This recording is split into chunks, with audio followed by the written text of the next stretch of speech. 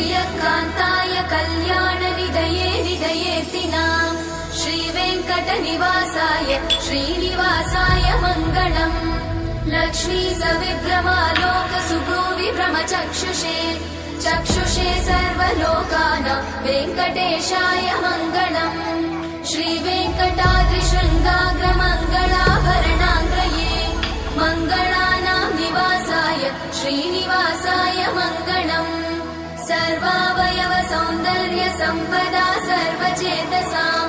सदा सम्मोहनायास्तु वेङ्कटेशाय मङ्गलम् नित्याय निरवध्याय सत्यानन्दचिदात्मने